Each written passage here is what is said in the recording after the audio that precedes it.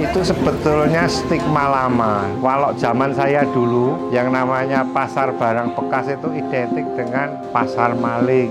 Tadinya dia itu nanya-nanya, Pak punya kamera EOS 6D kalau tidak salah. Wah, saya tidak jualan kamera digital, saya hanya jualan kamera analog. Tapi saya ngerti yang belakang itu, bapak-bapak itu polisi, saya ngerti, Pak. Saya langsung gini, kameranya hilang toh, Mbak? Iya, kok.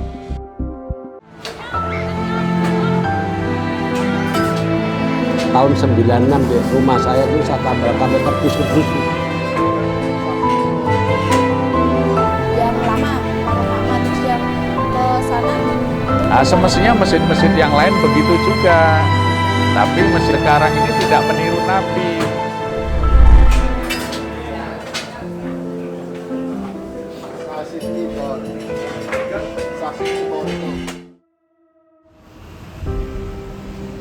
Di tengah hiruk-pikuk kota Yogyakarta, berdiri sebuah pasar yang tak pernah sepi dari cerita. Pasar Klidian. Tempat di mana segala macam barang dari yang antik hingga yang tak terduga berpindah tangan setiap harinya. Namun di balik gemuruh tawar-menawar dan aroma logam yang khas, pasar ini menyimpan stigma yang tak mudah dihapus. Inilah potret toko kamera Pak Agung di Pasar Klidian.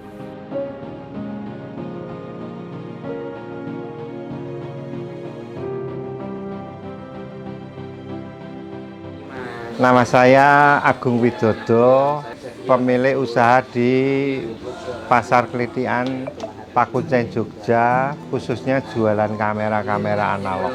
Namanya Agung Kamera, lapaknya.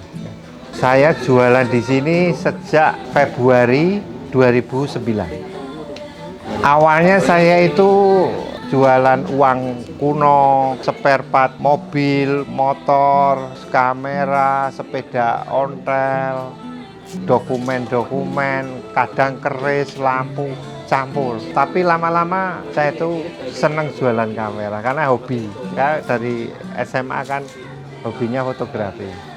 Saya itu hunting, Mas. Jadi untuk bisa mendapatkan kamera yang saya posting, saya buat display ini, saya hunting ke Kebumen, Purworejo, Semarang, Paraan, Temanggung, Muntilan, Ungaran, kadang ke Solo juga. Jadi keliling kita hunting. Sebagian ada yang dari Mas, Wonosobo. Kebanyakan saya dari Temanggung, Paraan, Wonosobo.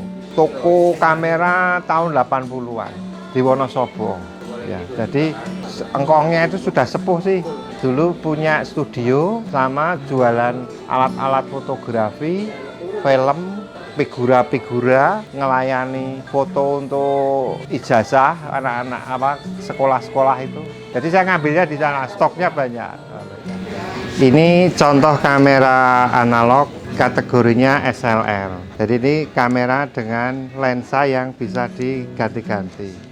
Untuk mengetahui kondisinya kamera ini bekerja dengan baik atau ada kendala, pertama kita harus pasang.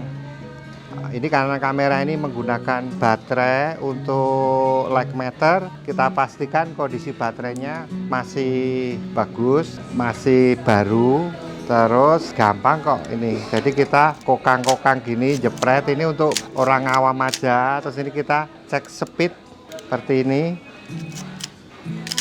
Nah, ini cek speed, terus kita buka kondisi ruang filmnya, bersih apa kotor, berjamur, terus kita intip light meternya, kita putar di speed, kita putar di aperture, akurat enggak, nanti kita bisa ngecek pakai aplikasi itu untuk memastikan kondisi light meternya, focusingnya, aperture, shutter count, kita kokang ini jalan pada, terus double exposure-nya juga kita cek, gampang Mas.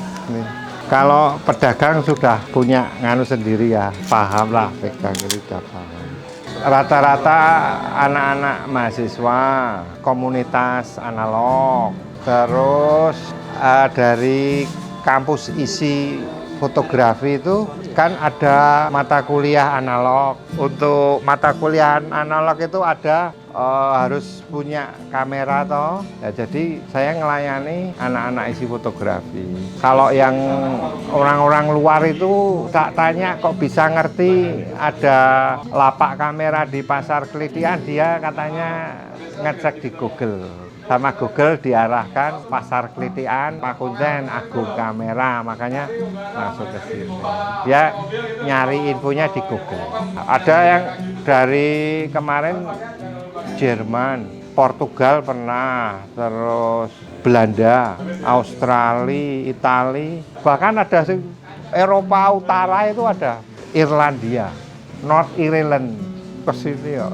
Kok tahu dari mana? Google gitu. Ngetik itu langsung diarahkan ke sini.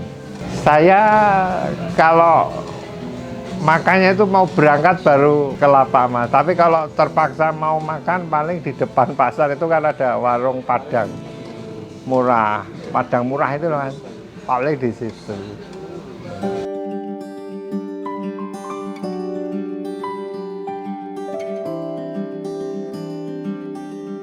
Jadi ini Zenith 85 mili, bokehnya Swirly.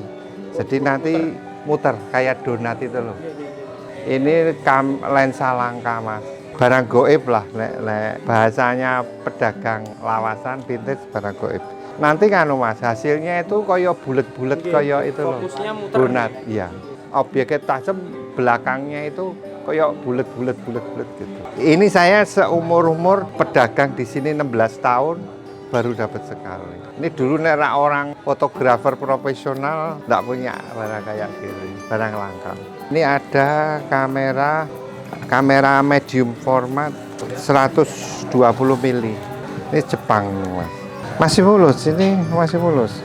Ini kalau mau ngambil objek ini di plate-nya dilepas. Ini harganya 5 juta. Dapat gini 5 tahun sekali mas paling ya. Nah, oh gampang, yang makainya gampang. Iya.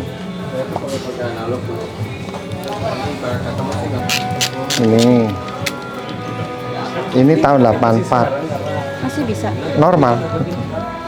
Nah ini beda Bu, ini bikinan Portugal.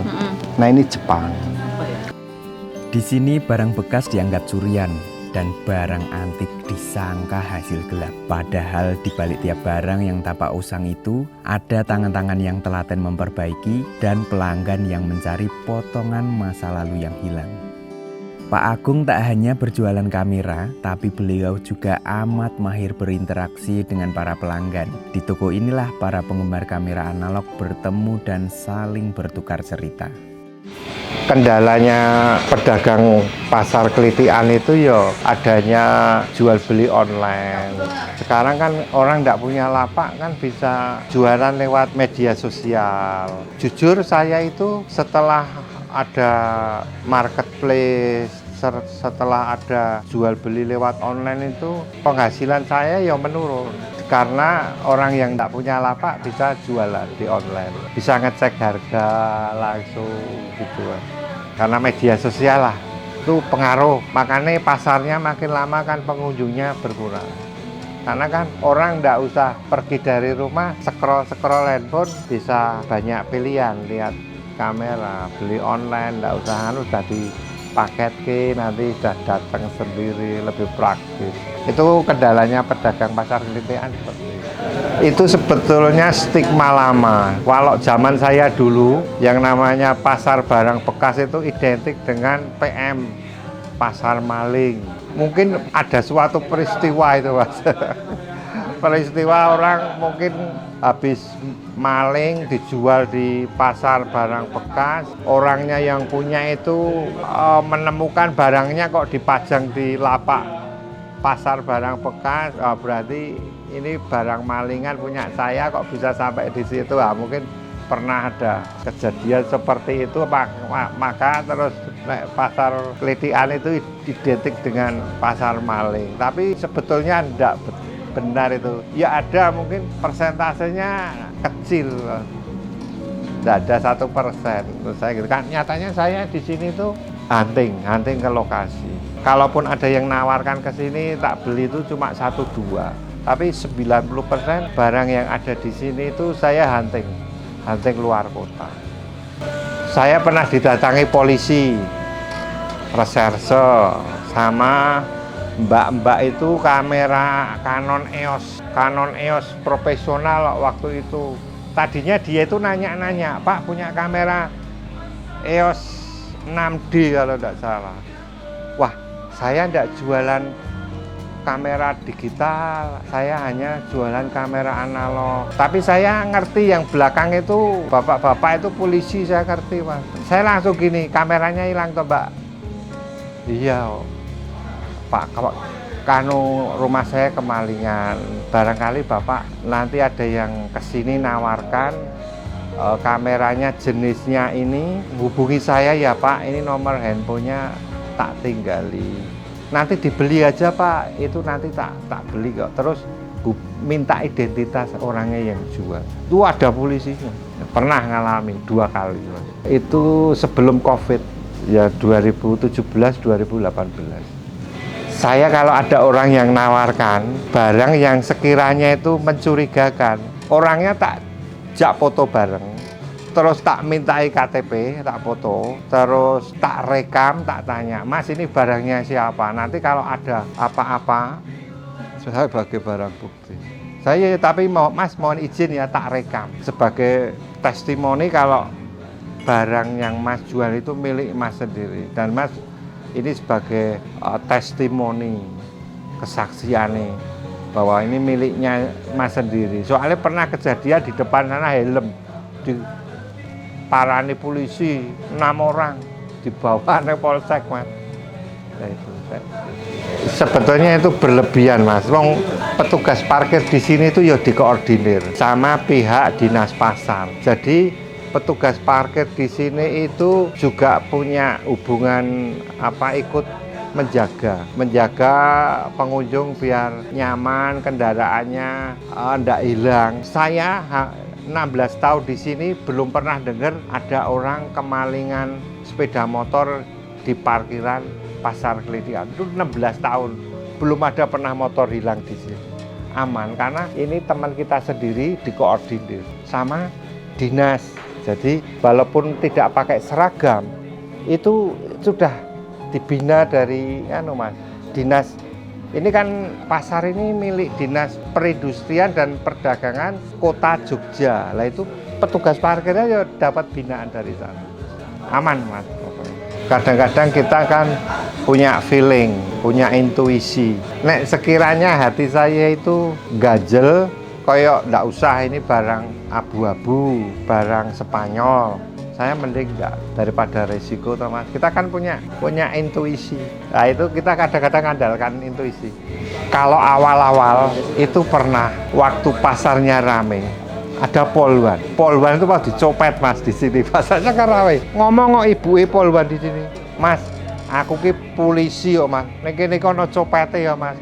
Ah, terus copetnya tak omongin, kowe arep nyopet polisi gitu. Mbak polwannya itu ngomong gitu. Ternyata ada copetnya ya Mas. Wah enggak tahu Bu polisi, saya kok begitu. Wong banyak orang, waktu kan pasarnya rame. Pernah memang itu polwan sing cerita apa dicopet Mas. Sekarang perkembangan zaman itu pasar barang bekas, pasar Klitian identik dengan pasar maling itu sudah masa lalu itu Mas, sudah enggak ada. Lorong yang dulunya riuh penuh suara tawar-menawar bersahutan, kini suasananya telah berbeda. Satu persatu kios menutup lebih awal, pasar Klitian kini harus menghadapi sunyi yang tak biasa. Beruntung masih ada 1-2 pelanggan yang datang menyambangi toko dan berinteraksi langsung dengan penjualnya.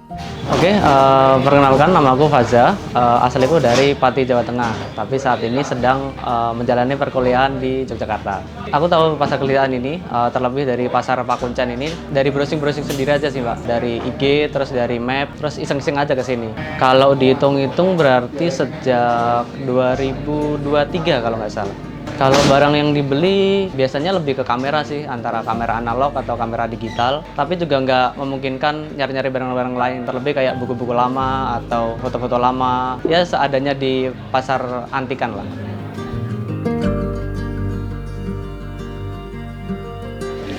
Kayaknya pernah denger sih, cuma desas-desus sama rumor aja sih. Tapi kayaknya nggak di pasar ini aja sih, Cak. Kalau misalkan cap kayak gitu kan, semua pasar pasti dikatakan seperti itu sih, cuma pasar antikan. Harapannya untuk pasar kelitian tuh lebih, apalagi di zaman sekarang kan, di Gen Z, lebih bermain di media sosial lebih banyak dan lain-lain. Harapanku sendiri sih lebih mengeluarkan sisi baik-baiknya aja, yang buruk-buruknya ditinggalin lah. Dan kalau dari kita sih, Gen Z sekarang atau generasi yang gemar apa-apa diviralin, apa ada FYP, aku inginnya tetap ada pasar seperti ini, tapi dari sisi pembeli dan juga penjual kadang-kadang harganya tolong jangan ngikutin harga Instagram, tolong nih harga yang merakyat aja, gitu aja sih Mbak. Siap Mbak. Kadang itu kita ada rapat dapat undangan, posisinya di tengah itu. Kita dapat pembinaan dari Dinas Pasar, terus dari Polsek juga ada yang Babinmas ya. Itu dari pihak kepolisian kemarin juga memberikan arahan kepada pihak pedagang. Kalau sekiranya pedagang pasar Kelitian itu merasa hal mencurigakan, si penjual ini mau jual barangnya kepada pihak pedagang, mohon untuk ditanyakan identitasnya, asal-usul barangnya, seperti itu. Kita kemarin juga dapat penyuluhan dari Polsek.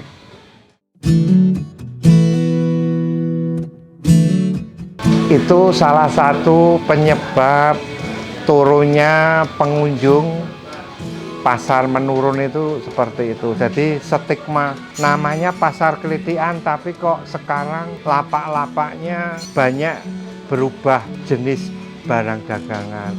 Dulu barang lama-lama, barang kuno, antik, sekarang kok jadi baju, jualan spare part motor, ikat pinggang, tas, kaos. Nah, itu karena faktor perkembangan zaman sehingga membuat pasarnya itu sepi karena orang yang kesini kecewa. Yang dijual ternyata barang-barang baru seperti di pasar Beringharjo. Jadi tidak ada identiknya, itu sudah identitas Kelitiannya, lawasannya itu sudah menghilang sehingga orang mau ke sini sudah males. Itu salah satu faktor pasarnya sekarang pengunjungnya menurun.